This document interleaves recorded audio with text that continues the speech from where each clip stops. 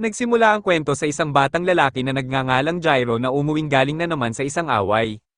Tinanong siya ng aso niyang si Noki kung ano ang nangyari at ipinaliwanag ni Gyro na inaasar na naman siya ng ibang mga bata.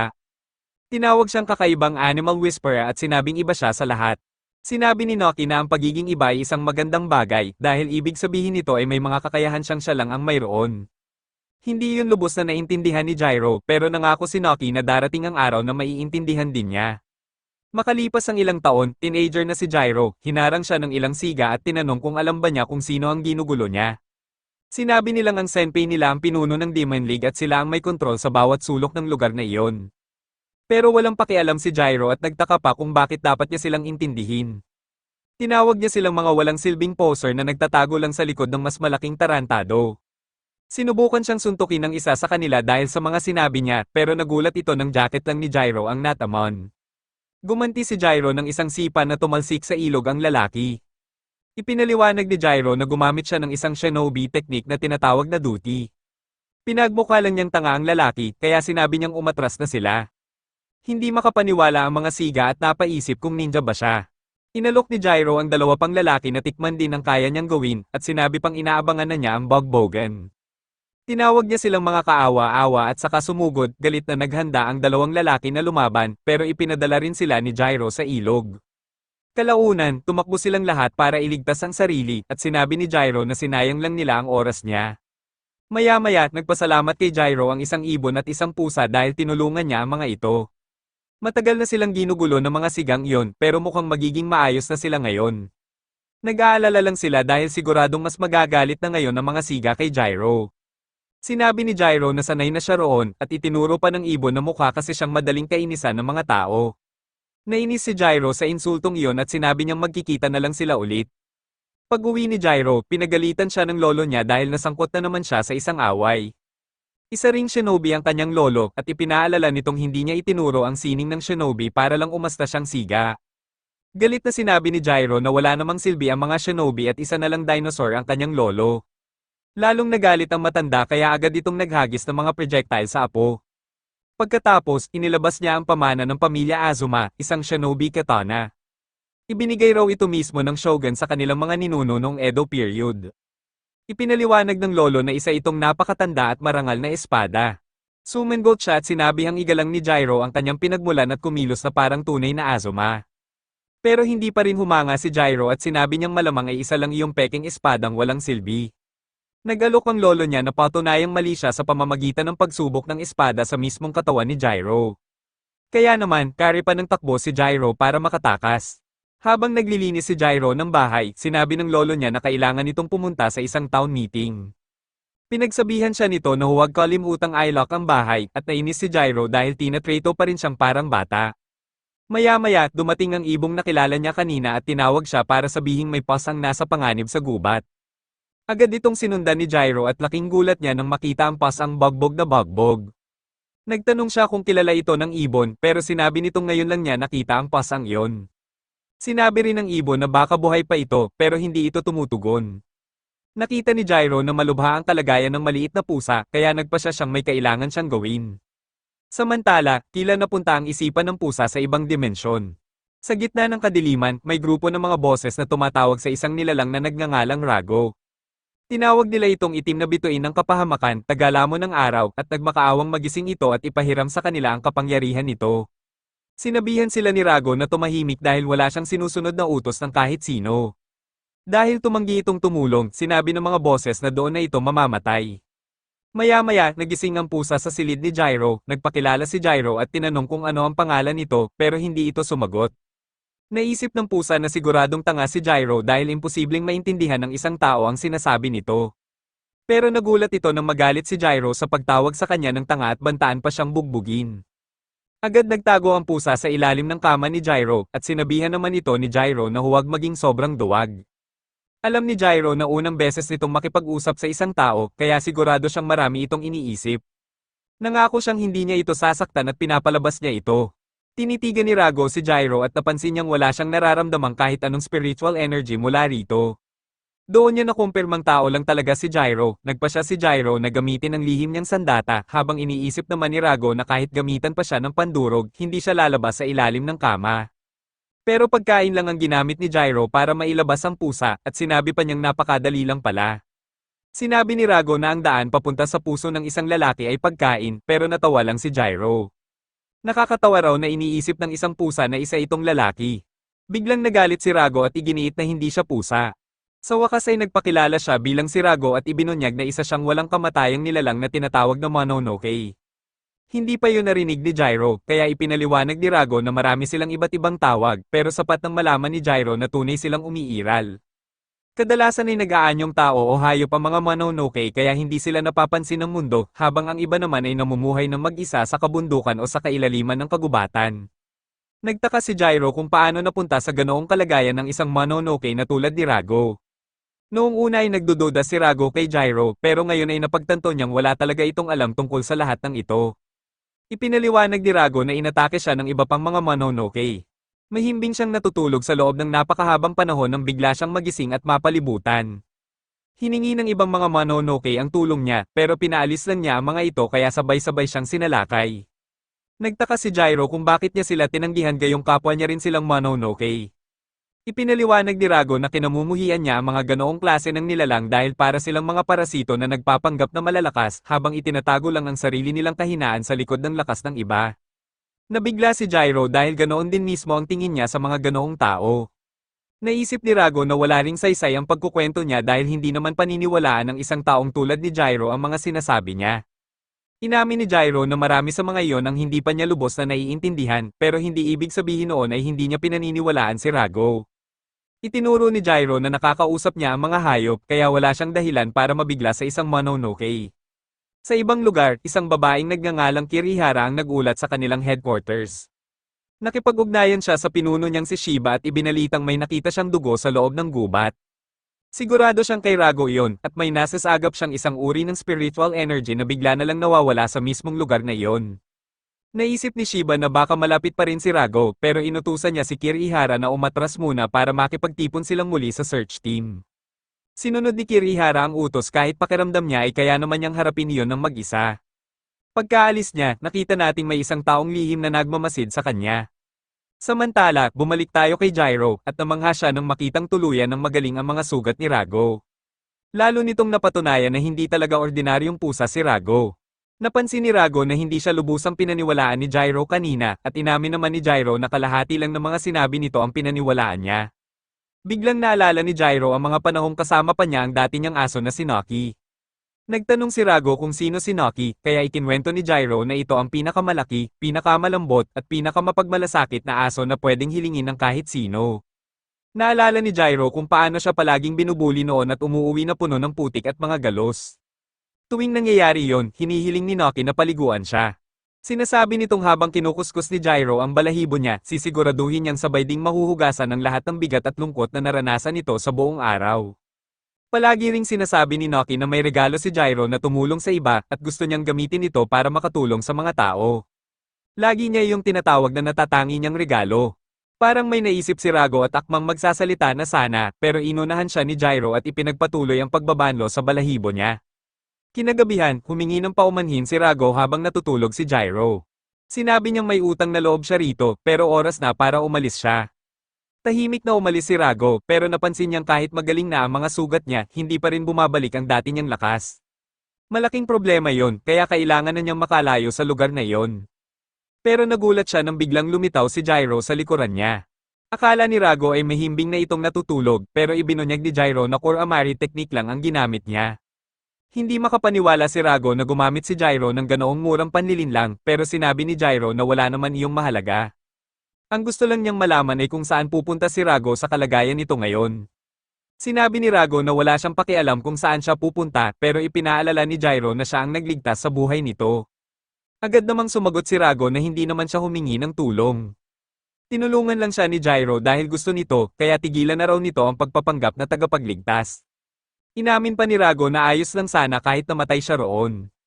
Nagalit si Gyro at tinanong kung ano ba talaga ang ibig nitong sabihin. Ayaw na niyang marinig pang muli ang ganoong salita mula kay Rago, pero binalaan siya ni Rago na tumahimik. Lalong naging tensyonado ang sitwasyon, kaya sinabi ni Rago na kapag hindi pa siya tumigil, gagawin niyang scratch ang post ang lalamunan ni Gyro. Ipinaalala niyang isa siyang Mononoke, isang specter na kumakain ng tao, at magkaibang-magkaiba ang mundong pinagmulan nila.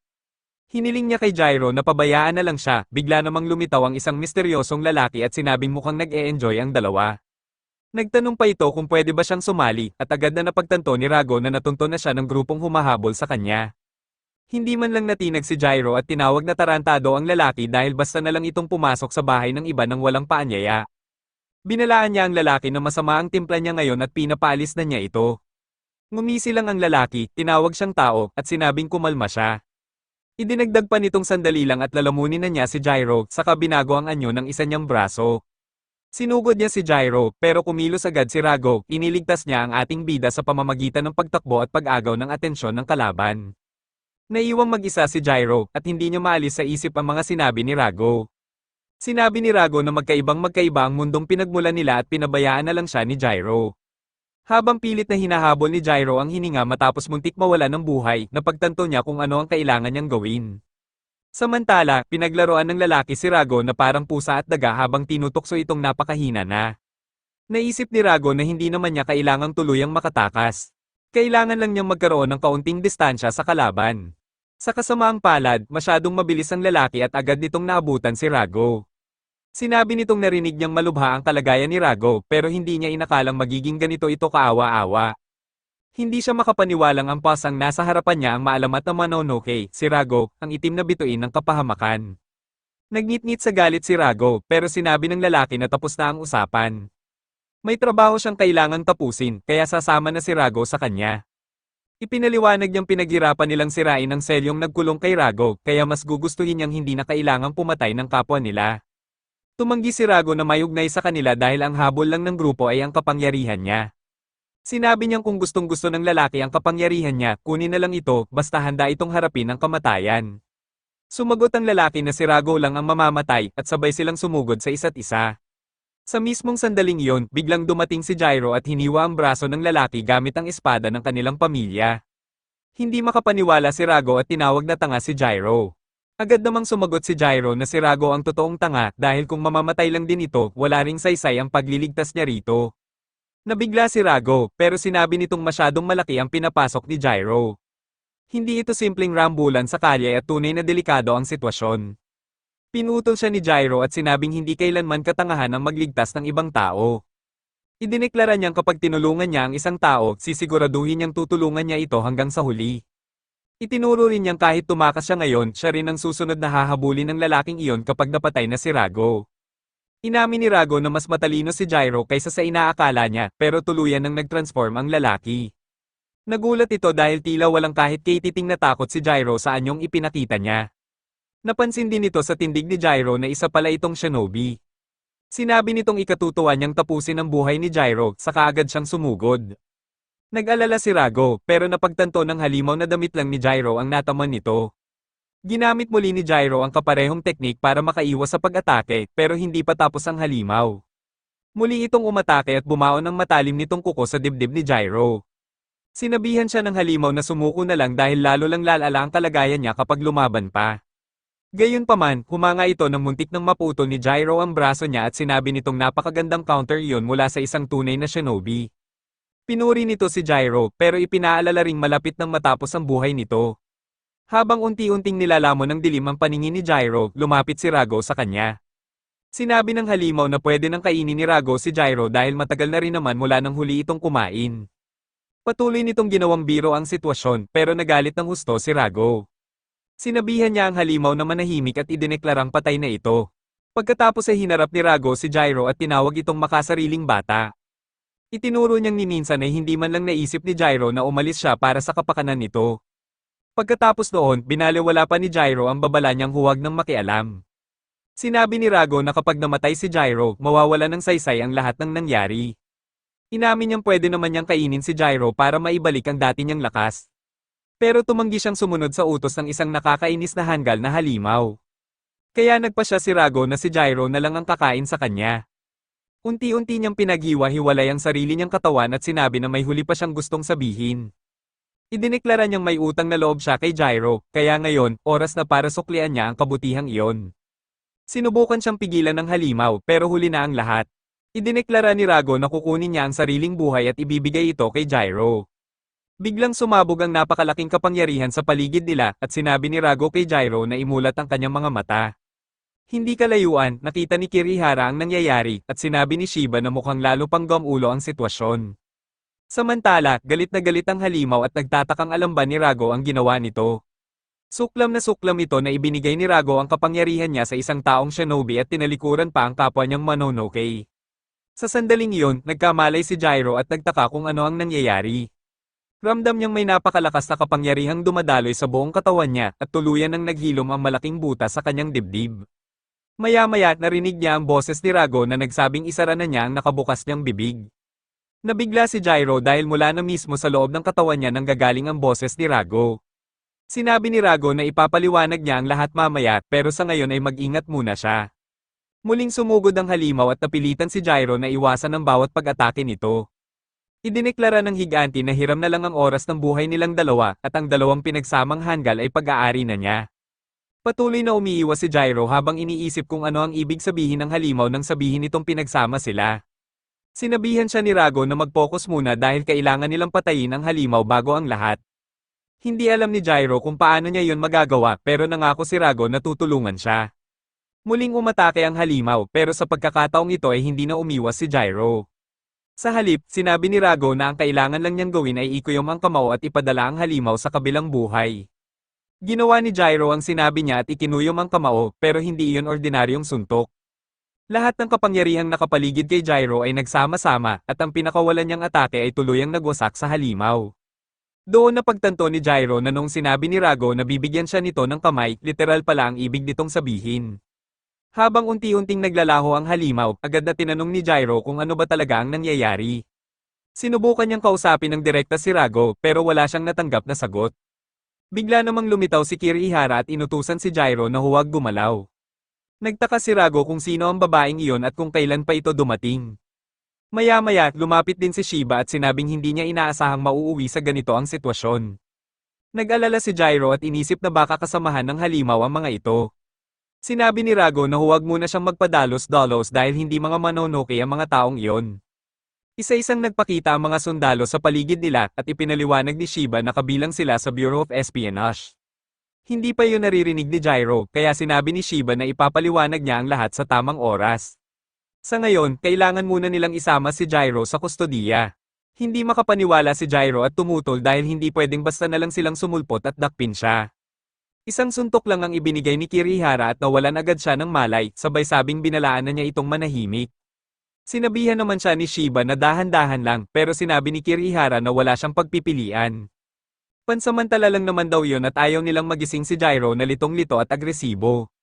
Nagtanong siya kung ano ang balak nilang gawin kay Gyro.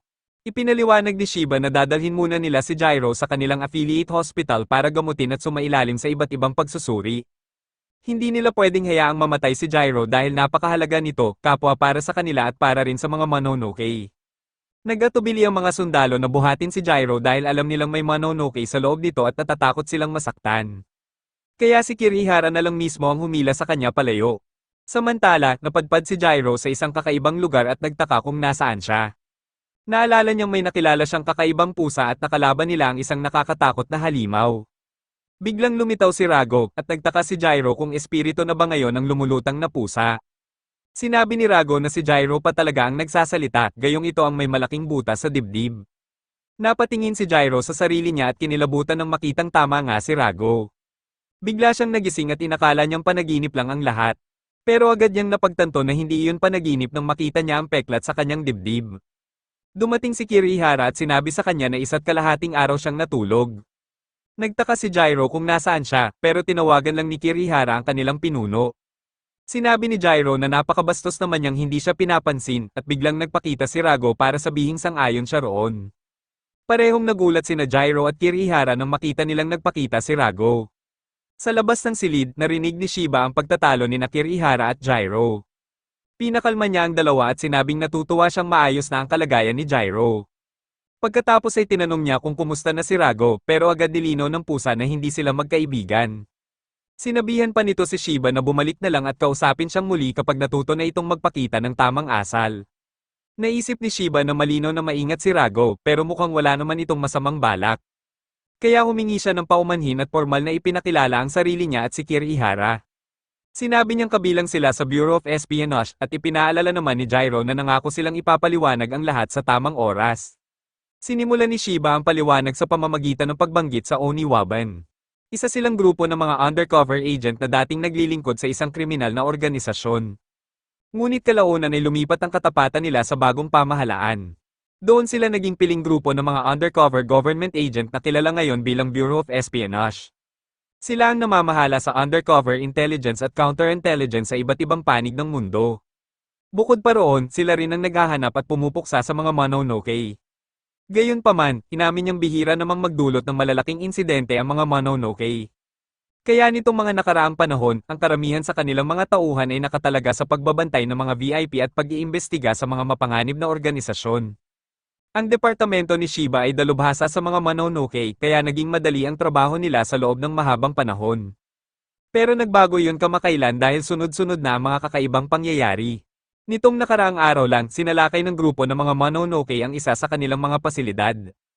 Ang nilalang na nakaselyo roon ay walang iba kundi si Rago na ngayon ay nasa loob na ng katawan ni Gyro. Doon naunawaan ni Gyro na ang tinutukoy ni Rago tungkol sa matagal niyang pagkakatulog ay ang matagal na pagkakakulong nito. Pagkatapos ay si Shiba naman ang nagtanong kung paano nauwi si Gyro sa ganitong sitwasyon.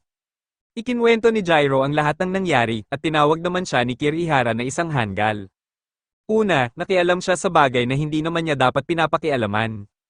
Pagkatapos, isinugol pa niya ang sariling buhay para iligtas ang isang Mononoke. Nakipagtalo si Gyro sa kanya, pero iniisip lang ni Shiba kung paano niya isusulat ang lahat ng ito sa kanyang ulat. Sa huli, sinabi niyang ang pinakamahalaga ngayon ay ang katotohanang nags-anib na sina Gyro at Rago. Maliban na lang kung may paraan silang magawa, mananatili silang magkasama habang buhay. Sa kasamaang palad, inamin din niyang wala silang alam na paraan para maibalik iyon sa dati. Sinabi ni Shiba na huwag muna silang mag-alala dahil alam nila kung paano hanapin ang sagot. Dahil hindi pa nila alam ang binabalak ng ibang mga Mononoke, kukunin muna nila si Gyro para sa sarili nitong kaligtasan. Tumutol si Gyro at sinabing wala silang karapatang gawin yon, pero sinabi ni Shiba na wala siyang pagpipilian. Naisumite na ng pulisya ang ulat na nawawala si Gyro at naihanda na rin ni Shiba ang lahat ng kinakailangang hakbang. Ipinaliwanag niyang hindi sila mga bayani at wala silang obligasyong unahin ng personal na karapatan ni Gyro.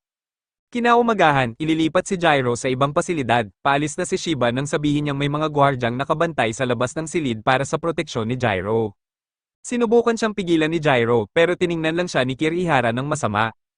Nagtaka si Gyro kung ano ba ang problema nito pero umalis lang si Kirihara nang walang sinasabi. Nang gabing iyon, naisip ni Gyro na ang mga gwardya ay parang mga bantay sa kulungan. Sa papel, isa na siyang nawawalang tao at naalala niya ang kanyang lolo. Ipinaalala ni Rago na binalaan na niya si Gyro noon na huwag makialam. Ayaw nang makarinig ni Gyro ng sermon, pero sinabi ni Rago na hindi naman iyon ang ginagawa niya. Gusto lang niyang sabihin na wala nang saysay ang pagsisisi sa nangyari. Itinuro ni Rago na sinabi ni Shiba na ginagawa nila ang lahat para sa kaligtasan ni Gyro. Pero sina Shiba rin ang mismong mga taong nagselyo kay Rago noon. Walang makapagsasabi kung ano talaga ang tunay nilang pakay, pero isang bagay ang tiyak, hindi sila mga kakampi ni Gyro. Mas lalo pa itong totoo ngayon dahil nags-anib na si Gyro at ang Mononoke na si Rago. Bukod pa roon, nariyan pa ang mga Mononoke na humahabol sa kanya. Ginaising nila si Rago kahit alam nilang siguradong makakalaban nila ang Bureau of Espionage. Walang dahilan para umatras pa sila ngayon, kaya pwede silang sumulpot anumang oras. Sinabi ni Rago kay Gyro na kahit saan man tingnan, wala na talaga siyang maaasahan kundi ang sarili niya. Lahat ng tao ay galit sa kanya o kaya naman ay gusto lang siyang gamitin. Nagulat pa si Rago nang tuluyan ng mapuno si Gyro. Sinabi ni Gyro na sawa na siyang makinig sa utos ng iba at gagawin na lang niya ang gusto niya. Idineklara niyang tatakas sila roon at inakala ni Rago na kailangan nilang tumakbo para makatakas. Pero sinabi ni Gyro na hindi siya tatakbo dahil balak niyang lumaban palabas ng lugar na iyon. Tumingin siya sa mga ibong nasa labas at binalaan si Rago. Sinabi niyang hindi siya ang tipo ng taong nagel iligtas ng mundo pero alam na iyon ni Rago. Sa labas, nakarinig ng malakas na sigaw ang mga gwardya kaya agad nilang sinilip si Gyro. Nakipagkaibigan na pala si Gyro sa ilang uwak at ginamit niya ang mga ito bilang panggulo. Eksaktong gumana ang plano niya at matagumpay siyang nakatakas mula sa ospital. Pagkalayo nila, nagpasalamat si Gyro sa mga uwak at sinabi naman ng mga ito na iyon ang pinakamasayang naranasan nila sa matagal na panahon. Ibinigay ni Gyro ang ipinangako niyang pagkain at masaya silang lumipad palayo. Nagtanong si Rago kung ano na ang plano niya ngayon dahil siguradong hahanapin siya ng bureau. Hindi naman gaanong nag-aalala si Gyro dahil may mas mahalaga pa siyang kailangang gawin. Umuwi siya sa bahay dahil ayaw niyang mabalitaan ng lolo niya ang tungkol sa missing person report. Ayaw rin niyang mag-alala ang matanda, kaya sinabi ni Rago na mabuting bata talaga si Gyro. Gayunpaman, iniisip ni Rago kung ano ang sasabihin nito sa lolo niya. Pwede naman itong sabihin ang totoo pero malamang ay hindi iyon paniniwalaan. Sinabi ni Gyro na huwag maliitin ang lolo niya dahil sigurado siyang paniniwalaan siya nito.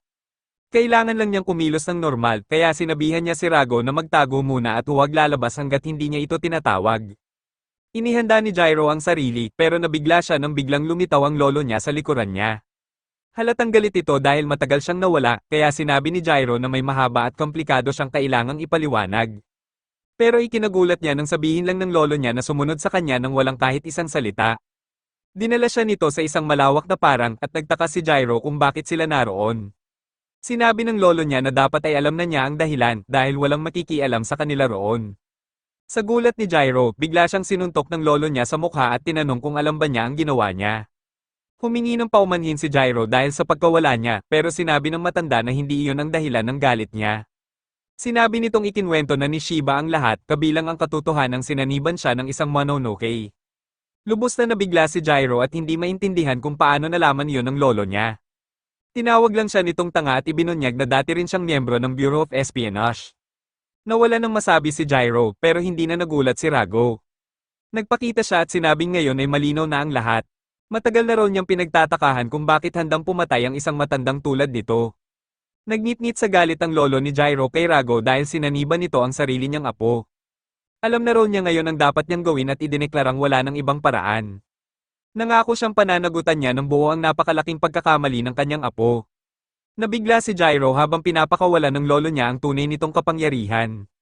Idineklara ng matanda na hindi niya hahayaang gamitin ng bureau o ng mga Mononoke ang kanyang pamilya. Kaya kailangan niyang patayin sina Gyro at Rago at kapag natapos niya yon, siya naman ang magpapakamatay. Napasigaw si Gyro at tinanong kung nawawala na ba ito sa katinoan pero wala ng oras para mag-usap pa. Agad na sinimulan ng kanyang lolo ang pag-atake at ginawa ni Gyro ang lahat para makaiwas. Humanga agad si Rago sa matanda at sinabing napakawalang awa nito. Hindi na yun ikinagulat ni Gyro dahil ganoon talaga ang lolo niya pero inamin niya ngayon lang niya ito nakitang nagalit ng ganito. Bigla na lang naglaho ang lolo niya sa harapan niya at pinakawalan ng sunod-sunod na suntok. Matinding pinsala ang tinamo ni Gyro at napasok pa siya ng napakaraming dugo. Ipinaliwanag ng lolo niya na sa loob ng maraming salinlahi ay pinino ng pamilya Azuma ang kanilang paraan ng pakikipaglaban. Isa itong sining na nakamamatay, maging sa tao o sa mga Mononoke. Itinuro rin niyang ang naituro lang niya noon kay Gyro ay ang pinakapundasyon bilang paraan ng pagtatanggol sa sarili at sapat na sana iyon. Pero ngayon, siya mismo ang kailangang sumire sa lahat ng iyon. Ramdam ni Rago na lalo nang naging delikado ang sitwasyon kaya napaisip siyang baka kailangan na rin niyang kumilos. Naghanda ang lolo ni Gyro para sa huling pag-atake at inaliw ang sarili sa isip na hindi na mahihirapan pa ang apo niya. Mabilis lang ang magiging kamatayan nito kaya buong lakas siyang sumugod. Papalapit na ang nakamamatay niyang suntok ng salagin iyon ni Rago. Tinanong ni Rago si Gyro kung bakit hindi ito kumikilos at kung gusto na ba nitong mamatay. Ipinaalala niyang seryoso ang lolo nito sa balak na patayin siya at muntik na nga itong magtagumpay. Sinabi ni Rago na tutulungan niya si Gyro pero agad siyang pinatigil nito. Sinabihan siya ni Gyro na huwag makialam at ipinaalala pang sinabi niyang huwag lalabas hanggat hindi siya pinapahintulutan. Naintindihan ni Rago ang ibig niyang sabihin kaya sinabi na lang nitong gawin ni Gyro ang gusto niya. Samantala, naisip ng lolo ni Gyro na talagang napakatanga ng apo niya at doon natin naisalayan ang isang alaala mula sa nakaraan. Isang araw, dali-daling sinabi ni Noki sa lolo ni Gyro na nasa panganib ang bata. Sinusubukan noon ni Gyro na iligtas ang isang pasang naipit sa puno pero nahulog siya. Sakto namang dumating ang lolo niya at nasalo siya bago bumagsak sa lupa, saka tinawag siyang tanga. Pinagalitan niya si Gyro, pero sinabi naman itong kailangan niyang iligtas ang pusa. Sumang-ayon ng matanda na marangal ang pagtulong sa iba, pero kailangan ding magkaroon ng sapat na lakas para magawa iyon. Kung wala ang lakas na iyon, pagiging padalos-dalos lang ang ginagawa ni Gyro. Sinabi niyang napakalayo pa ng lalakbayin ni Gyro at kalahati pa lang ito ng isang tunay na tao. Kaya sa ngayon, kailangan itong humingi ng tulong sa mga taong nasa paligid niya. Nagtanong si Gyro kung ano ang gagawin niya kung wala namang ibang tao sa paligid. Sumagot ang lolo niya na kung ganoon ay kailangan na lang niyang sumuko. Ang huli nitong payo ay palakasin ni Gyro ang katawan at isipan niya. Kapag nagawa niya yon, wala nang punong hindi niya maakyat. Hanggang sa panahong iyon, kailangan niyang iwasang magpakasobra. Bumalik ang kwento sa kasalukuyan at binalaan ng lolo si Gyro na hindi na ito simpleng pagsasanay. Isa na itong laban ng buhay at kamatayan para makamit ang kani-kanilang layunin. Ganito talaga ang mundong pinasok na ngayon ni Gyro. Binalaan niya itong darating ang araw na mapapatay nito ang kapwa-tao, ang mga Mononoke, at maging ang dati nitong sarili. Mababahiran ng dugo ang katawan at kaluluwa nito dahil sa mga buhay na kukunin nito. Alam na alam iyon ng matanda dahil yun mismo ang mundong matagal niyang kinabuhayan. Ipinaliwanag niyang nakipaglaban siya noon para protektahan si Gyro at hindi na ito kailanman mapilitang pumasok sa napakasamang mundong iyon. Humingi ng tawad si Gyro dahil sa pagiging padalos-dalos pero sinabi rin niyang wala siyang pinagsisisihan. Totoong nakialam siya sa bagay na hindi niya dapat pinakialaman kaya responsibilidad niyang ayusin ang gulong siya mismo ang gumawa. Tinawag siyang mangmang ng lolo niya habang muli itong sumusugod. Nag-aalala si Rago para kay Gyro pero nanatiling kalmado ang binata. Humingi siya ng paumanhin kay Rago at sinabing magtiis lang ito ng kaunti pa. Pinakawalan ng lolo niya ang isa na namang napakalakas na suntok pero ikinagulat ng lahat ng salagin iyon ni Gyro gamit ang noo niya.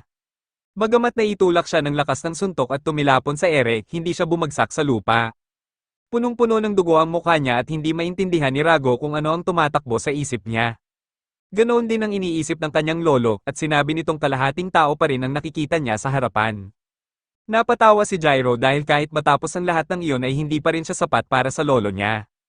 Pagkatapos ay sinabi niyang sa mabuti man o masamang paraan, hindi na siya nag-iisa ngayon. Sumang-ayon siyang kalahating tao pa rin siya, kaya kailangan niyang humingi ng tulong sa mga taong nasa paligid niya. Kaya ngayon, hihingi siya ng tulong kay Rago, tiningnan lang siya ni Rago na parang wala itong ideya kung ano ang pinagsasasabi niya, at agad na nagsimula ang dalawa na magtalo. Sa sandaling iyon, may biglang napagtanto ang lolo ni Gyro tungkol sa kanyang apo. Para kay Gyro, walang halaga kung tao, hayop, o Mononoke ang isang nilalang. Hindi mahalaga sa kanya ang mga label na iyon dahil pare-pareho lang ang turing niya sa lahat. Napabuntong hininga ang matanda dahil nananatili pa ring matigas ang ulo ni Gyro. Kahit ilang beses pa niya itong pagsabihan at kahit gaano pa ito kasaktan, alam niyang hinding-hindi magbabago ang apo niya. Kaya idineklara niyang panalo si Gyro at sumuko na siya. Napagtanto niyang siya pala ang tunay na kulang sa paninindigan. Sinabi niyang gawin na ni Gyro ang gusto nito pero ipinaalala pa rin niyang isa pa rin itong hanggal. Kinagabihan, sinubukan ni Gyro na magpagaling sa pamamagitan ng pagligo. Humingi siya ng paumanhin kay Rago dahil nadamay niya ito at naging makasarili siya. Sinabi ni Rago na ayos lang yon pero ipinaalala niyang may hangganan din ang bawat isa. Binalaan niya si Gyro na huwag basta-bastang sumugod sa kamatayan nang wala ang tulong niya. Ang ibig niyang sabihin, ayaw niyang mamatay ulit si Gyro dahil mawawalan lang ng saysay ang pagliligtas niya rito noong una. Kaya nagpa siya si Rago na kung wala na talagang ibang paraan, ipapahiram niya kay Gyro ang kanyang kapangyarihan. Hindi alam ni Gyro kung ano ang naghihintay sa kanila, pero sinabi niyang kahit paano ay magkasama na sila sa lahat ng ito. Gusto niyang magkasundo sila at tinawag pa niyang partner si Rago. Sa labas ng bahay, sinabi ni Shiba sa lolo ni Gyro na magpapadala sila ng tao para sunduin si Gyro. Gayunpaman, inamin niyang gawa ng loob niya nang mabalitaang nakatakas si Gyro at ligtas na nakauwi. Nagtaka ang matanda kung ano ang ibig niyang sabihin, kaya sinabi ni Shiba na malinaw naman ang sagot. Ipinaliwanag niyang magiging bahagi na si Gyro ng kanilang organisasyon dahil siya mismo ang klase ng taong kailangan nila. Kinaumagahan, naghanda si Gyro para sunduin ang Bureau of Espionage. Hindi niya alam kung ano ang dapat niyang dalhin, kaya napagpasyahan niyang sapat na ang may extrang underwear siya.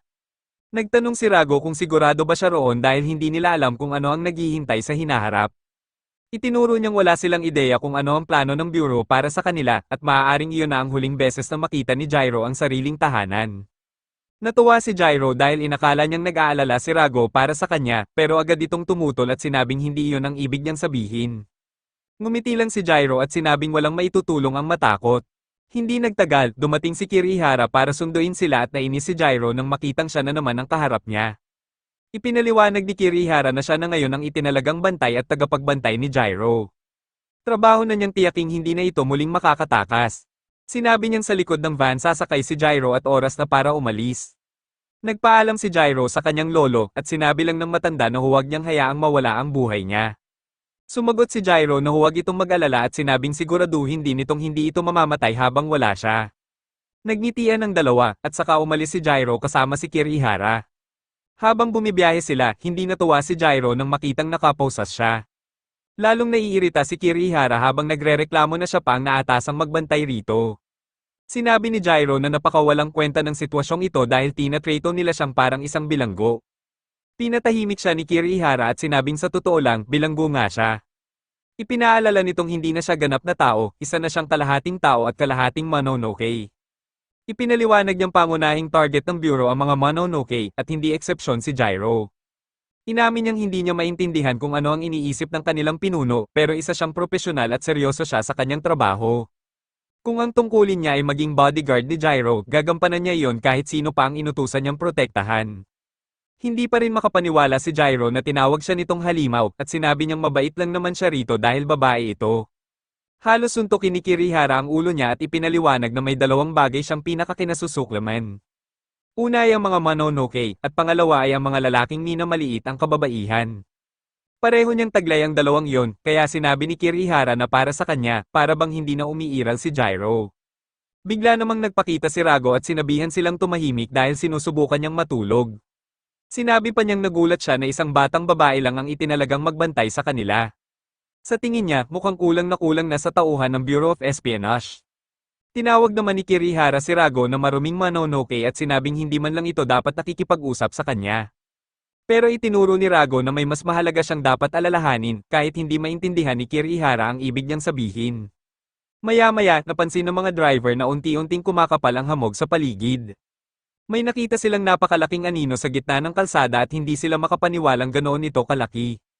Bigla na lang napatigil sa pagsasalita ang driver nang mapugat ng isang lalaki ang ulo nito. Nawala ng kontrol ang van at bumangga, kaya nagtaka si Gyro kung ano ang nangyayari. Agad na bumaba si Kirihara para tingnan ang sitwasyon at inutusan si Gyro na manatili sa loob. Paglabas niya, agad niyang napagtanto na iisa lang ang ibig sabihin ng ganoong kakapal na hamog. Nakapasok na sila sa isang spectral zone at nainis siya sa sarili dahil hindi niya ito agad napansin. Biglang may tumawag sa kanya at agad niyang nakilalang mga Mononoke ang mga ito. Habang nilalamon ng malaking Mononoke ang isa sa mga driver, tinukso naman siya ng maliit nitong kasama. Sinabi nitong umaasa siyang makakatikim ng masarap na laman pero ni hindi man lang naging desenteng pampaganya ang mga driver. Sobrang anabangan pa naman daw niya ang misyong ito pero puro kabiguan lang ang nakuha niya. Akala pa niya ay magiging masarap na pagkain ang bantay pero isa lang pala itong maliit na babae. Sapat na ang narinig ni Kirihara dahil isa na namang misogynist ang kaharap niya. Pinindot niya ang isang button sa kanyang relo at agad na lumitaw ang battle uniform niya. Ngumisi ang maliit na Mononoke at sinabing ipapakita niya kung ano ang tunay na battle mode, saka nag-transform silang dalawa. Pinaputukan sila ni Kirihara pero walang epekto ang mga bala. Sabay na sumugod ang dalawang halimaw, ngunit nagawa niyang hiwain ang braso ng malaking Mononoke. Napagtanto ni Kirihara na alanganin ang sitwasyon dahil dalawa ang kalaban niyang Mononoke at pareho silang may magkakaibang kakayahan. Napakatigas ang balat ng malaking Mononoke at mabagal itong kumilos habang ang maliit naman ay mabilis at mapanganib. Kaya napagpasyahan niyang unahin munang pabagsakin ng maliit. Ngunit bago pa siya makakilos, bigla itong lumitaw sa likuran niya at malakas siyang pinalipad. Samantala, nagtaka si Gyro kung ano na ang nangyayari sa labas. Ipinaliwanag ni Rago na nakikipaglaban si Kirihara sa mga Mononoke. Sinabi rin niyang habang abala si Gyro sa pakikipaglandian kay Kirihara, naramdaman niyang nakapasok na sila sa isang spectral zone.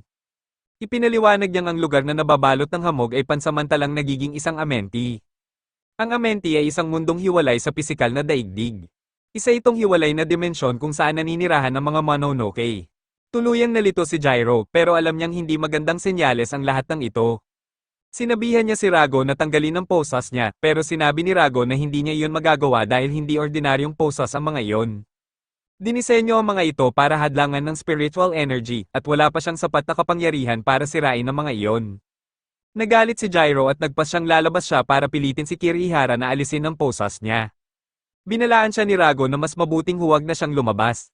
Ipinaliwanag nitong pareho lang ang Bureau of Espionage at ang mga Mononoke dahil pareho lang nilang gustong gamitin silang dalawa. Para sa lahat ng nasa labas ng pintong yon, sina Gyro at Rago ay mga pag-aari lang. Kaya wala silang dahilan para makialam sa laban ng mga iyon. Mas mabuti pang hayaan na lang nilang magpatayan ng magkabilang panig. Sa ganoong paraan, pareho silang mawawala at makakatakas sina Gyro at Rago. Tinanong ni Rago kung naiintindihan ba siya ni Gyro pero wala pala itong pakialam sa sinasabi niya. Ipinaliwanag ni Gyro na hindi ito tungkol sa bureau o sa mga Mononoke. Sa isip niya, iisa lang ang mahalaga sa ngayon, may isang taong nasa panganib sa labas dahil nakikipaglaban ito para sa kanilang dalawa. Bilang isang lalaki, hindi niya kayang maupo lang doon at walang gawin. Sa mismong sandaling iyon, naiwasan ni Kirihara ang napakalakas na atake ng malaking halimaw at bumagsak ang suntok nito sa van. Tumilapon palabas si Gyro at agad siyang tinukso ng maliit na Mononoke. Sinabi nitong kanina lang ay ang tapang-tapang ni Gyro pero ngayon ay nanginginig na ito sa takot. Natuwa ang Mononoke nang makitang ang taong sinaniba ni Rago ang nasa harapan niya. Ipinaliwanag nitong ang utos sa kanila ay hulihin ng buhay si Gyro. Pero wala raw siyang ganang mag-abala sa ganoong trabaho. Kaya binigyan niya si Gyro ng dalawang pagpipilian. May 10 segundo siya para sumuko o maging pagkain nito. Agad itong nagsimulang magbilang at napagtanto ni Kirihara na si Rago nga talaga ang tunay nilang pakay. Sa sandaling iyon, sinabi ni Gyro kay Kirihara na alisin ang posas niya para matulungan niya sila. Tumanggi si Kirihara dahil hinding-hindi raw niya pakakawalan ng isang kasuklam-suklam na Mononoke. Napilitan silang umiwas sa isa pang pag-atake at sinabi ng halimaw na ubos na ang oras nila. Tapos na ang bilang, kaya ngayon ay kakainin na silang lahat. Desperadong sinabi ni Gyro kay Kirihara na kalimutan muna ang personal nitong galit kung ayaw nilang pareho silang mapunta sa tiyan ng halimaw. Tinanong pa niya kung nakikinig ba ito pero may iba nang iniisip si Kirihara. Bumalik sa isip niya ang alaala noong 5 taong gulang pa lamang siya. Napatay noon ng isang Mononoke ang kanyang ina habang ginagampanan nito ang tungkulin. Pinag-usapan ng mga tauhan ng kanilang pamilya ang magiging kapalaran ng kanilang angkan dahil naniniwala silang hindi maaaring maging tagapagmana ang isang babaeng tulad ni Kirihara. Pero tumanggi ang batang Kirihara na tanggapin yon. Lumapit siya sa kanyang ama at nangakong siya mismo ang magiging tagapagmana ng kanilang angkan. Mag-aaral siya at magsasanay ng mabuti para balang araw ay maipagmalaki siya ng kanyang mga magulang. Nangako si Kirihara na magiging isang detective na may dangal at husay. Bumalik ang kwento sa kasalukuyan nang tawagin siya ni Gyro at magising siya sa kanyang pag-iisip. Ipinaalala ni Gyro ang sinabi niya noon na seryoso siya sa kanyang trabaho. Sinabi niyang tinutupad niya ang kanyang tungkulin anuman ang mangyari at gagawin niya ang lahat para matapos ang misyon. Muling sumugod ang halimaw at ipinaalala ni Gyro na isa siyang tunay na propesyonal. Bago pa tumama ang pag-atake ng halimaw, tuluyan nang naabot ng mga salita ni Gyro si Kirihara. Inalis niya ang posas at pinalaya ang ating bida, sinabi ni Gyro kay Rago na oras na at sumang-ayon si Rago na tapusin na nila ito. Pinalakas ni Rago ang suntok ni Gyro at isang matinding atake ang tumama sa malaking Mononoke. Tuluyang nabigla ang maliit nitong kasama pero wala rin itong naging pagkakataon. Biglang lumitaw si Kirihara sa likuran nito at mabilis itong pinaghiwa. Sa loob lamang ng ilang segundo, tuluyan nang natalo ang dalawang Mononoke at bumagsak si Gyro mula sa himpapawid. Tinukso siya ni Rago dahil sablay ang paglapag niya pero sinabi ni Gyro na wala na siyang oras para pagandahin pa yon. Malamig na sinabi ni Kirihara kay Gyro na huwag umasa ng pasasalamat mula sa kanya. Agad namang sumagot si Gyro na hindi rin naman siya hihingi ng pasasalamat mula rito. Nakipaglaban si Kirihara para protektahan sila at lumaban naman sila para tulungan siya. Para kay Gyro, tabla na sila, parehong nagulat sina Gyro at Rago nang sabihin ni Kirihara na maaari na siyang tawagin sa tunay niyang pangalan. Formal niyang ipinakilala ang sarili at sinabing huwag na huwag niyang kakalimutan ang kanyang pangalan. Nagtaka si Gyro kung ano na ang susunod nilang gagawin at simpleng sinabi ni Kirihara na maglalakad sila. Samantala, nagbibigay ng ulat si Shiba sa mga nakatataas. Ipinaliwanag niya ang lahat ng nalaman nila tungkol kina Rago at Gyro pero mayroon din siyang isang panukala. Bilang pinuno ng Special Operations Division 2, humihingi siya ng pahintulot na bumuo ng isang bagong squad. Siya mismo ang mamumuno rito at gusto niyang isama si Gyro bilang isa sa kanilang mga detective. Lubos na nagulat ang mga nakatataas at napatanong kung nawawala na ba sa katinoan si Shiba. Itinuro nilang isang baliw lang ang mag-iisip na gawing secret agent ang isang kalahating Mononoke. Ipinaliwanag ni Shiba na wala pa namang ipinapakitang pag-elit na kilo si Rago laban sa kanila. Bukod pa roon, mukhang maayos naman itong nakikipagtulungan kay Gyro. Itinuro rin niya na malinaw na si Rago ang tunay na pakay ng kanilang mga kalaban.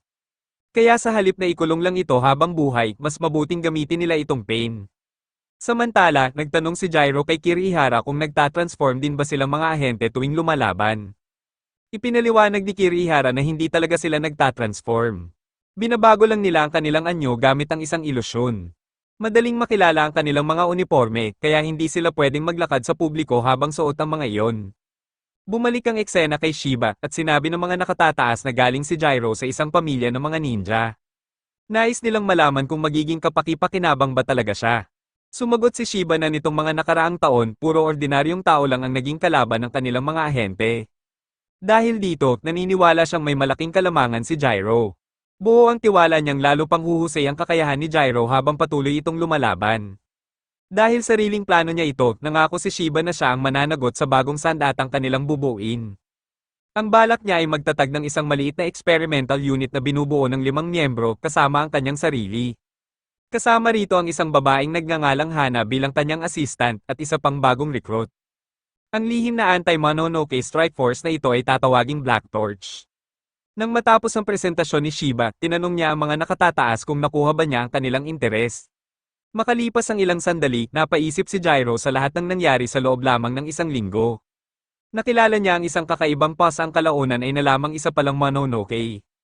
Pagkatapos ay nakatagpo siya ng isang higanteng ogre na muntik nang pumatay sa kanya hanggang sa iligtas siya ni Rago sa pamamagitan ng pagsanib sa kanyang katawan. Sumunod ay lumitaw ang mga lihim na ahente ng gobyerno. Nagkaroon pa siya ng pinakamalaking away nila ng kanyang lolo at pagkatapos noon ay inatake pa sila ng mas marami pang Mononoke. Dumating sina Kirihara at Shiba at tinanong kung nasasanay na ba siya sa bago niyang buhay. Sumagot si Jairo na hindi naman kailangang bantayan siya bawat segundo dahil wala siyang balak tumakas. Inamin din niyang hindi pa nga matatawag na bagong buhay ang lahat ng ito. Halos lahat na ng medical test sa mundo ang pinagdaanan niya at ni isang minutong pahinga ay hindi pa siya nabibigyan. Ipinaliwanag ni Shiba na sinisiguro lang nilang wala siyang banta sa bureau at wala ring banta ang bureau sa kanya. Biglang iniba ni Jairo ang usapan dahil may isang bagay pa rin siyang hindi matanggap. Hindi siya makapaniwalang ang luma at sira-sirang gusaling iyon ang totoong headquarters nila. Sinabi ni Shiba na sa kasamaang palad, iyon nga ang base ng Special Operations Division 2. Bawat division ay may sarili nitong headquarters at sa panlabas na anyo ay mukha lamang silang mga ordinaryong negosyo. May mga gusaling opisina, pabrika, ospital, mga aklatan, at maging mga dambana pa. Nakangiting inamin ni Shiba na mas magaganda talaga ang mga base ng ibang division kaysa sa kanila. Napansin ni Jairo na tila matagal nang napabayan ang lugar pero itinama siya ni Shiba. Sinabi nitong hindi na dapat sabihin ni Jairo ang salitang kayo dahil isa na rin siya sa kanila ngayon. Lahat sila ay miyembro na ng Black Torch, ngunit wala namang pakialam si Jairo roon. Ipinaliwanag niyang naroon lang siya para protektahan ang sarili niya.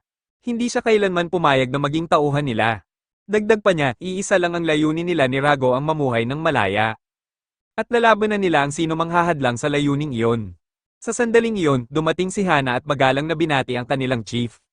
Napansin niya agad si Jairo dahil marami na raw siyang narinig tungkol dito.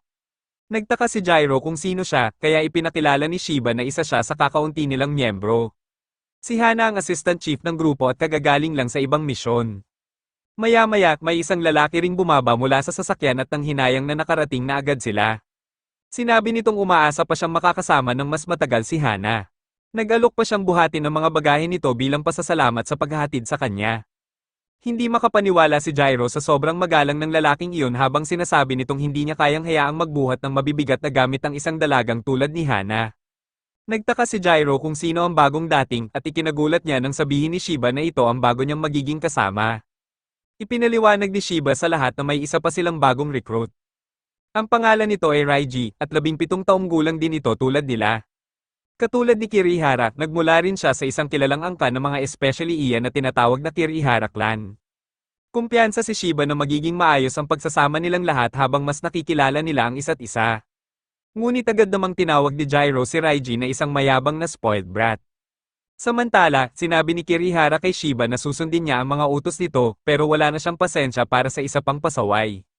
Magalang na nagpakilala si Raiji kay Kirihara at sinabing matagal na niyang naririnig ang pangalan nito. Narinig daw niya ang kwento tungkol sa isang bata ngunit ambisyosang babae na naglakas loob na suwayin ang tradisyon upang maging susunod na pinuno ng kanilang angkan. Dagdag pa niya, hindi niya inaasahang ganoon pala ito kaganda. Halatang kinilig si Kirihara pero napansin agad ni Jairo na binobola lang siya ni Raiji. Biglang nagbago ang tono ni Raiji nang humarap siya kay Gyro. Sinabi niyang marami na siyang nabasa tungkol dito, ngunit mas malala pa pala ito sa personal. Hindi pa rin daw siya makapaniwalang nakapasok sa kanilang unit ang isang hanggal na tulad ni Gyro. Iminungkahi pa niyang bumalik na lang si Gyro sa ospital kung saan mas ligtas itong manatili. Hindi nagatubiling humarap si Gyro at sinabing sabihin na lang ni Raiji ang tunay nitong gusto. Sumang-ayon si Raiji at sinabing pinakamainam pa rin ang pagiging prangka. Tinanong ni Gyro kung ibig ba nitong makipaglaban, saka tinawag itong apat ang mata. Gumanti naman si Raiji at tinawag si Gyro na kalahating halimaw. Halos magsimula na ang suntukan ng dalawa kaya natarante si Hana. Sinabi niyang kailangan na silang pigilan, pero sa ikinagulat ng lahat, sinabi ni Shiba na ito mismo ang gusto niyang mangyari. Sa halip na awatin sila, inutusan pa niya ang dalawa na ituloy ang laban at huwag magpigil. Nagulat ang lahat, ngunit lumabas silang lahat upang panoorin ang laban habang si Hana naman ay naghanda ng kamera para i-record ito. Napatanong si Kirihara kung duel ba ang mangyayari. Ipinaliwanag ni Shiba na parang ganoon na rin, pero layunin din itong mabuo ng maayos ang kanilang bagong squad. Inihayag niyang nang iharap niya sa mga nakatataas ang plano para sa bagong unit, may itinakda silang mga kondisyon. Isa na rito ang patunayan kung talagang magiging kapaki-pakinabang si Gyro sa Bureau of Espionage. Alam ng Bureau kung gaano kalaki ang potensyal ng kapangyarihan ni Rago, ngunit mawawalan iyon ng halaga kung hindi kayang makipagtulungan ni Gyro at Rago sa kanila. Napagtanto ni Kirihara na sinusubukan ni Shiba ang tunay na kakayahan ng kanilang bagong ahente. Nagreklamo pa siya dahil siya mismo ay dumaan sa halos isang buwang pagsusulit. Ipinaliwanag ni Shiba na magkakaiba ang bawat sitwasyon at ang unang hakbang ay alamin kung gaano talaga kalakas si Gyro. Habang naghahanda ang dalawang bagong recruit sa laban, masayang sinabi ni Hana na ngumiti muna sila para sa kamera. Bago magsimula ang laban, nagising si Rago mula sa kanyang pagkakatulog. Napansin niyang kanina pa masamang tingin si Raiji kay Gyro mula nang dumating ito. Sumigaw naman si Gyro kay Shiba at nagtanong kung bakit pinapayagan si Raiji na gumamit ng espada sa laban. Ipinaliwanag ni Shiba na ang pamilya ni Raiji ay isang angka ng mga bihasang espada, bahagi ng Kirihara clan ng mga especially iya. Sinabi niyang kung sa tingin ni Gyro ay hindi patas yon, maaari rin naman siyang gumamit ng sarili niyang sandata. Idineklara ni Gyro na hindi niya kailangan ng espada, ngunit sinabi ni Raiji na huwag siyang magpigil. Alam nitong wala ngang espada si Gyro, pero mayroon naman itong ibang sandata. Ang tinutukoy niya ay ang Mononoke na kamakailan lang nitong nakasama. Agad namang tumutol si Gyro at sinabing hindi sandata si Rago, at ang laban na ito ay sa kanilang dalawa lamang. Sinabihan ni Gyro si Rago na huwag makialam sa laban na ito. Kaya bumalik na lang si Rago sa pagtulog, sa ikinagulat ng lahat, ibinaba ni Raiji ang kanyang espada, kaya nagtaka si Gyro kung ano ang ginagawa nito. Ipinaliwanag ni Raiji na binibigyan niya si Gyro ng handicap. Ayaw niyang maging napaka-boring ng laban, kaya sinasadya niyang pahirapan ang sarili. Sinabi pa niyang pwedeng umatake si Gyro anumang oras at hindi man lang siya lilingon. Idinagdag pa niyang ipipikit pa niya ang kanyang mga mata. Lalong nainis si Gyro dahil halatang minamaliit lang siya ng apat na mata. Kaya desidido siyang turuan ito ng leksyon, pumwesto siya sa kanyang fighting stance at nangakong buburahin ang nakangising mukha ni Raiji. Sinabi pa niyang sisipain niya ang salamin nito mula sa napakasuntukin nitong mukha. Biglang sumugod si Gyro at humanga si Hana sa paraan ng kanyang pag-atake. Napansin niyang sa ere mismo umatake si Gyro upang hindi marinig ang kanyang mga yabag. Ngunit alam din niyang hindi iyon uubra laban kay Raiji. Sa isip ni Raiji, ang mga bagitong swordsman lang ang umaasa sa paningin at pandinig. Ang mga tunay na eksperto tulad niya ay gumagamit ng parang ika-6 na pandama. Ipinakita niya ito nang maramdaman agad ang paglapit ni Gyro at sinalubong ang atake nito. Ipinaliwanag ni Hana na umaabot sa 360 degrees ang awareness ni Raiji kaya wala itong blind spot. Malakas ang tinamong pinsala ni Gyro kaya nag-alala ang mga babae kung ayos lang ba siya. Sinabi ni Raiji kay Shiba na ihinto na ang laban dahil baka mamatay talaga si Gyro kung magpapatuloy pa ito. Habang patuloy siyang nagsasalita, itinuro ni Shiba na nakatayo na ulit si Gyro. Sinabi ni Gyro na gasgas lang ang tinamo niya at nagsisimula pa lang siyang uminit. Ipinaliwanag niyang mula pa noong bata siya ay araw-araw na siyang binibigyan ng leksyon ng kanyang lolo. Kumpara roon, wala lang ang ipinagmamalaking swordsmanship ni Raiji. Nasaktan ng pride ni Raiji at agad nitong sinabi na hindi biro ang Kirihara-style swordsmanship. Isa raw itong purong sining ng pagpatay, bunga ng daan-daang taon ng sakripisyo na hinasa at pinende sa dugo. Dahil tinawag iyon ni Gyro na biro, sinabi niyang ang kabayaran nito ay ang sariling buhay. Lalong na-excite si Gyro at sinabi niyang gusto niyang makita kung paano yun gagawin ni Raiji. Sinabihan naman ni Shiba si Hana na siguraduhin tuloy ang pagre-record dahil ito na raw ang pinakamagandang bahagi ng laban. Muling sumugod si Gyro, at tinawag siya ni Kirihara na isang tanga dahil para lang siyang nagpapabugbog. Ngunit sa pagkakataong ito, si Raiji naman ang nabigla nang biglang mabasag ang kanyang kahoy na espada. Napagtanto niyang mula pa sa simula ay ang espada niya ang tunay na target ni Gyro. Ngunit huli na ang lahat, isang napakalakas na suntok ang tumama sa kanya at humanga ang lahat sa nakita nila. Napagtanto ni Raiji na nakuha agad ni Gyro ang eksaktong abot ng kanyang espada sa mismong unang pag-atake pa lang nito. Pero hindi niya pa rin maintindihan kung paano nito nabasag ng ganoon kadali ang isang kahoy na espada. Napaisip siya kung sinakto ba ni Gyro ang tiyempo ng kanyang suntok sa mismong sandali ng paghampas niya. Ngunit kahit mangyari yon, imposible pa rin makapag-counterattack agad pagkatapos. Ang tanging lohikal na paliwanag ay nahulaan na ni Gyro ang buong galaw niya. Bago pa man sila magsalpukan, naiplano na ni Gyro ang buong sunod-sunod na mangyayari. Casual na sinabi ni Gyro na tabla na sila dahil tig-isang tama na ang naibigay nila sa isa't isa. Dagdag pa niya, wala na ang sandata ni Raiji, kaya tinanong niya kung gusto pa ba talaga nitong ipagpatuloy ang laban. Biniruan pa niya ito na bibigyan niya ng juice box kapag nanalo siya. Lalong nainis si Raiji sa pagiging isip bata ni Gyro at idineklarang nagsisimula pa lang ang tunay na laban. Mas lalo namang na-excite si Gyro, kaya sabay silang muling sumugod sa isa't isa. Habang pinapanood sila, napatanong si Kirihara kung sapat na ba ang laban na ito para kumbinsihin ang mga nakatataas. Sumagot si Shiba na kung wala man, may papakita naman ito kung gaano katitibay at kaporsigido ang dalawang bagong recruit. Nagpalitan ng sunod-sunod na suntok ang dalawa, at napaisip si Kirihara kung tibay at determinasyon nga ba talaga ang hinahanap ng mga nakatataas. Samantala, tuwang-tuwa naman si Hana sa laban dahil para sa kanya, dalawang binatang puno ng sigla lang ang nag-uusap gamit ang kanilang mga kamao. Makalipas ang mahabang oras, nagkamalay si Raiji, at agad siyang tinanong ni Gyro kung ayos lang ba siya. Napansin ni Raiji na wala na ang lahat sa paligid, kaya ipinaliwanag ni Gyro na baka bumalik na ang mga ito sa loob ng gusali. Hindi rin siya sigurado dahil kakagising lang din niya. Napag-isip-isip ni Raiji na tila nauwi sa tabla ang laban nila, ngunit nang mapansing si Gyro ang unang nagkamalay, sinabi niyang ibig sabihin ay si Gyro ang panalo. Agad namang iniabot ni Gyro ang juice box na ipinangako niya. Napatitig si Raiji rito at napaisip kung may sira na ba ang utak ni Gyro. Hindi niya maintindihan kung bakit ibinibigay pa rin ito ang premyo, kaya tinawag siya ni Gyro na isang tanga. Ipinaliwanag niyang nadala lang siya sa init ng laban. Habang naglalaban sila, napagtanto niyang kung gugustuhin ni Raiji, kaya nitong wakasan ang buhay niya sa unang atake pa lang. Isa pa, gumana lang ang kanyang plano sa pangalawang pag-atake dahil kahoy lang ang espada ni Raiji. Kaya inamin ni Gyro ang kanyang pagkatalo at binati si Raiji. Inamin naman ni Raiji na baka nagkamali siya sa paghusga kay Gyro bilang isang isip bata. Ngunit nang buksan niya ang juice box, bigla itong sumabog at tumalsik ang laman sa kanyang mukha. Halos hindi mapigilan ni Gyro ang kanyang pagtawa dahil gumana ang kanyang kalokohan. Ipinaliwanag niyang inalag niya ng husto ang inumin habang walang malay si Raiji. Sinabi pa niyang iyon ang kapalit ng sobrang pagyayabang nito. Inihagis ni Raiji ang juice box kay Gyro at muli na naman silang nagbangayan. Samantala, sa loob ng gusali, nag-aalala si Hana kung sapat na ba ang laban para makumbinsi ang mga nakatataas. Sinabihan siya ni Shiba na huwag mag-alala dahil hindi naman iyon ang tunay na layunin ng laban. Ipinaliwanag niyang ang totoong pagsubok ay magsisimula kinabukasan sa kanilang unang misyon kung saan masusubok ang kanilang kakayahang magtulungan bilang isang koponan. Hindi makapaniwala si Hana na agad silang ipapadala sa isang misyon dahil para sa kanya ay masyado pang maaga. Ngunit sinabi ni Shiba na wala nang mas magandang pagsasanay kaysa sa aktwal na karanasan. Nagtanong si Hana kung ano ang gagawin nila dahil wala pa namang ipinapadalang bagong misyon ng mga nakatataas. Ngumiti lang si Shiba at sinabing sila na mismo ang hahanap ng kanilang misyon. May isa na siyang naiisip at kung magtatagumpay sila rito, maaari nilang matuklasan ang tunay nilang kalaban. Isa itong napakahalagang misyon na sila lang ang kayang magsagawa. Kinaumagahan, naghanda ang buong grupo para sa kanilang unang operasyon. Sinabihan ni Shiba si Gyro na pindutin at hawakan ng button sa kanyang pulso, at nagulat si Gyro nang biglang magbago ang kanyang kasuotan.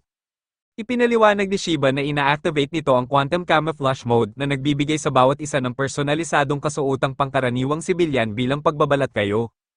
Kapag 2 beses naman pinindot ang parehong button, maa-activate ang Stealth Mode. Sa mode na ito, nagiging bahagyang transparent sila sa paningin ng isa't isa at tuluyang nagiging hindi nakikita ng mga ordinaryong tao. Ngunit may kapalit ito dahil malaki ang ibinababa ng bisa ng kanilang espionage equipment habang naka-camouflage mode. Nang oras na ng pag-alis, malugod silang tinanggap ni Shiba sa kauna-unahang misyon ng Black Torch. Nagtungo sila sa isang dambana at sabay-sabay na nanalangin. Nagtaka si Gyro kung ano ang kinalaman nito sa kanilang misyon. Sinabi ni Shiba na kailangan muna nilang linisin ang kanilang sarili mula sa masasamang espiritu. Sigurado si Kirihara na nagbibiro lang ito habang may ibang hinala naman si Raiji. Sa tingin niya, isa ang dambanang iyon sa mga lihim na pasilidad ng Bureau of Espionage. Humanga si Shiba dahil tama ang hula ni Raiji, pumasok sila sa opisina ng dambana at habang naglalakad ay napansin ni Gyro ang isang misteryosong lalaki. Kinausap ni Shiba ang ahenteng naka-duty sa dambana, ngunit halatang naiinis ito. Wala raw kasing appointment si Shiba at abala sila sa ibang gawain. Nasa lugar na rin ng Special Operations Division 1 at malaking problema ang magkasabay na paggamit ng iisang pasilidad. Nalito si Gyro, kaya ipinaliwanag ni Kirihara na ang SOD-1 ay daglat ng Special Operations Division 1. Ipinaliwanag ni Kirihara na ang Bureau of Espionage ay pinamumunuan ng isang direktor na siyang nangangasiwa sa lahat ng chief at sa kani-kanilang mga division. Ang Special Operations Division 1 ang pinakamahusay sa lahat kaya sila ang may pinakamaraming ahente at pinakamalaking kapangyarihan. Napansin naman ni Raiji na ibig sabihin noon sila namang nasa Special Operations Division 2 ang kabaligtaran nito. Pinapasok sila ng ahente, pero binalaan silang 15 minuto lang ang maaari nilang gugulin sa loob. Nagtaka ang grupo kung ano ba talaga ang pakay nila roon. Ipinaliwanag ni Shiba na ang hinahanap nila ay nasa ilalim ng lugar na iyon. Bumaba sila sa isang lihim na hagdanan, at hindi napigil ang ikumpara ni Gyro ang lugar sa isang sikretong kuta ng mga ninja. Pagdating nila sa isang napakalaking silid, agad na napagtanto ni Kirihara kung nasaan sila. Ipinaliwanag ni Shiba na ang nasa harapan nila ay tinatawag na Seventh Ceiling Sanctum. Idinagdag pa niyang lahat ng problemang kinakaharap nila ngayon ay nagsimula mismo sa lugar na iyon. Ibinunyag din niyang doon mismo ikinulong noon si Rago. Ipinaliwanag niyang ang buong pasilidad ay gawa sa Death Obsidian, isang napakabihirang bato na kayang pigilan ng spectral energy. May iba pang mga ceiling sanctum na yari rin sa parehong material, ngunit wala ni isa ang kasinlaki nito. Nang oras na para simulan ng investigasyon, ipinaliwanag ni Shiba ang kanilang plano. Sisiyasatin nila kung sino ang responsable sa pagpapalaya kay Rago mula sa pasilidad na iyon. Sinabi niyang siya at si Kirihara ang magtatanong sa mga posibleng saksi sa labas, habang sina Raiji at Gyro naman ang mananatili sa loob upang alamin mula mismo kay Rago ang nangyari noong araw na nakalaya ito. Nagreklamo si Raiji at sinabing mas gusto niyang makasama si Kirihara sa misyon, pero hindi na lamang siya pinansin ni Shiba. Habang papalayo sila, nagtanong si Kirihara kung ligtas bang iwan ng dalawang lalaki na magkasama. Sumagot si Shiba na mas mabuting hayaan na lang sina Gyro at Raiji na sila mismo ang magayos ng kanilang relasyon. Samantala, sa ilalim ng pasilidad, sinabi ni Rago na nasusuka siya sa tuwing nakikita ang napakalaking batong iyon. Nagtanong si Gyro kung bakit ba ito ikinulong sa loob ng ganoong bagay, pero sinabi ni Rago na hindi rin niya alam. Inakala ni Gyro na ayaw lang nitong pag-usapan ang nakaraan, ngunit iginiit ni Rago na wala talaga siyang maalala. Hindi niya alam kung nasaan siya o kung ano ang ginagawa niya bago siya ikinulong. Inisip ni Gyro na nagsisinungaling ito kaya muli na naman silang nagtalo. Pinatigil sila ni Raiji at sinabing posible naman talaga ang sinasabi ni Rago. Nakakita na raw siya noon ng mga Mononoke na matagal na nakulong at nang makalaya ay halos wala ng alaala at malayo na sa dati nilang sarili. Ipinaliwanag niyang kapag ikinukulong ang isang Mononoke, napipilitan itong manahan sa ibang sisidlan. Nangangailangan ng napakalaking enerhiya ang prosesong iyon kaya hindi na nito kayang alisin ang selyo gamit ang sarili nitong kapangyarihan. Sa normal na sitwasyon, naninirahan ng mga Mononoke sa mga buhay na nilalang. Ngunit kapag isinelyo sila, napipilitan silang manahan sa mga bagay na walang buhay. Para sa isang Mononoke, ang ganoong kalagayan ay katumbas ng walang hanggang pagkakakulong. Mas matindi pa yon kapag ang sisidlan ay gawa sa Death Obsidian. Para na raw yung buhay na impyerno, hindi sila makagalaw kahit kaunti at nananatili silang nakakulong sa ganap na kadiliman habang unti-unting nauubos ang kanilang spectral energy. Maaari silang manatili sa ganoong kalagayan sa loob ng daan-daang taon, kaya kahit isang makapangyarihang Mononoke ay hindi makakalabas ng walang kapalit. Hindi alam ni Raiji kung gaano katagal nakulong si Rago, pero maswerte na rin itong nakaligtas na amnesia lang ang naging kapalit. Sinabi niyang walang maidudulot ang patuloy na pag-iisip sa nakaraan, kaya hiniling niya kay Rago na ikwento na lamang ang nangyari noong araw na napalaya ito. Samantala, sa labas ng pasilidad, ipinaliwanag ng isang gwardya na lahat ng security camera ay naapektuhan noong araw na nakatakas si Rago. Maayos ang lahat ng recording maliban sa 10 minutong wala silang nakita kahit ano. Wala namang naging problema sa electrical system kaya napagpasyahan nilang isang spectral barrier ang naging sanhi ng pagkawala ng mga kuha. Dalawang gwardya ang nakarinig ng kakaibang ingay noong gabing iyon pero hindi nila kailanman nalaman kung ano ang pinagmulan nito. Pagkatapos marinig ang ulat, inamin ni Shiba na wala silang nakuha ni isang bagong lead. Gayunpaman, pakiramdam niya ay may kakaiba talaga sa crime scene na iyon. Samantala, sa ilalim ng pasilidad, ikinwento ni Rago ang mga naaalala niya. Ramdam pa rin niya ang nakakalamig na bato at ang amoy ng lumang amag sa paligid. Pagkaraan ay may lumitaw na mahinang liwanag kasabay ng ilang pamilyar na spectral aura. Doon niya nakita ang grupo ng mga Mononoke na nakapaligid sa kanya at isang kakaibang tablet na naglalabas ng liwanag sa gitna ng kadiliman. May larawan itong ipinapakita at sinabi ng taong nasa kabilang panig na matagal na mula nang huli nilang makita si Rago. Napagpasyahan ni Raiji na isang tablet ang gamit nito at malamang na ang nagsasalita ang pinuno ng grupo. Sinabi ng lalaki kay Rago na malaki na ang ipinagbago ng mundo mula nang mawala siya. Nagawa raw mabuhay ng mga Mononoke sa kabila ng lahat ngunit nananatiling hindi tiyak ang kanilang kinabukasan. Siya rin ang humiling kay Rago na magising mula sa mahabang pagkakatulog upang ipahiram sa kanila ang kanyang kapangyarihan. Ayon sa kanya, nais nilang mabawi ang dignidad ng mga Mononoke. Gusto niyang ipakita sa mga hamak na tao ang tunay na lakas ng kanilang lahi. Higit pa roon, gusto rin niyang ipatikim ang kapangyarihang iyon sa Bureau of Espionage, ang kanilang mortal na kaaway. Ngunit sinabi ni Rago na pinaalis lang niya ang mga ito. At nang mawala ang lalaki sa screen, sinamantala niya ang pagkakataon para makatakas. Hindi makapaniwala si Raiji sa narinig, ngunit sinabi ni Rago na katulad lang din ito ng iba na minamaliit ang tunay niyang lakas. Nadismaya si Gyro dahil pakiramdam niya ay bumalik lang sila sa simula. Ngunit itinuro ni Raiji na tatlong napakahalagang impormasyon ang nakuha nila. Una, nalaman nilang alam ng grupong nagpalaya kay Rago kung paano sirain ang selyo. Pangalawa, ang lalaking nasa tablet ay malinaw na kilala na si Rago bago pa ito ikinulong. At pangatlo, nalaman nila ang tunay na layunin ng kanilang kalaban. Nais nilang maghiganti sa sangkatauhan at sa Bureau of Espionage. Napahinto si Gyro habang pinoproseso ang lahat ng iyon. Gayunpaman, sinabi niyang dahil kay Raiji ay unti-unti na niyang nauunawaan ang buong sitwasyon. Nagsaanib sila ni Rago at alam ng kanilang kalaban kung paano iyon mababawi. May amnesia man si Rago, malinaw na kilala na siya ng kanilang kalaban noon pa man. Biglang sinabi ni Gyro na alam na niya ang dapat gawin para ayusin ang lahat ng kaguluhang ito. Ang kailangan lang daw niyang gawin ay bugbugin ang sino mang haarang sa kanya. At kung hindi man sila lumapit, siya mismo ang hahanap sa kanila at pababagsakin isa-isa. Kapag natalo na sila, mapipilitan silang sabihin ang lahat ng nalalaman nila at matatapos na ang lahat ng problema. Ipinagmamalaki pa ni Gyro na perpekto ang plano niya. Sinabi naman ni Raiji na hanga siya rito, pero ang totoo ay iniisip niyang napakatanga ng plano ni Gyro. Ipinaalala niyang kaya nga sila nagsisiyasat ay dahil hindi pa nila alam kung sino mismo ang dapat habulin. Muli na namang nagtalo ang dalawa, ngunit bigla silang naputol nang lumitaw ang misteryosong lalaking napansin ni Gyro kanina. Sinabi ng estranghero na matagal na niya silang hinihintay at matagal na rin niyang inaabangan ang muling pagkikita nila ni Rago. Basta na lang nitong binitiwan ng kinakain niyang chocolate bar at sa isang kisap mata ay nasa tabi na nila. Agad siyang inatake ni na Gyro at Raiji, ngunit napakadali niyang naiwasan ang kanilang mga galaw. Tinawag pa niya silang dalawang insektong istorbo at sinabing hindi niya hahayaang sirain nila ang espesyal niyang muling pagkikita kay Rago. Agad na naramdaman ni Rago kung gaano kapanganib ang lalaking iyon, kaya binalaan niya si Gyro na mag-ingat. Sumagot naman si Gyro na isa nga itong Mononoke, kaya tama ang hinala niyang magpapakita rin ng mga ito. Sinabi ni Raiji na napakahalagang lead ang lalaking iyon, kaya inutusan niya si Gyro na maghanda sa laban. Agad na inalis ng dalawa ang kanilang quantum camouflage at ngumiti si Rago habang sinasabing oras na para magpakawala ng gulo. Samantala, sa labas ng pasilidad, nabigla si Kirihara nang makitang nakaharang ang isang makapangyarihang barrier sa pasukan papunta sa kinaroroonan ni na Gyro. Tuluyan silang hindi makapasok dahil sa napakalakas na harang na iyon. Napagtanto agad ni Shiba na nalinlang sila ng kanilang kalaban. Desperadong sinabi ni Kirihara na kailangan nilang kumilos agad dahil nasa matinding panganib sina Gyro at Raiji.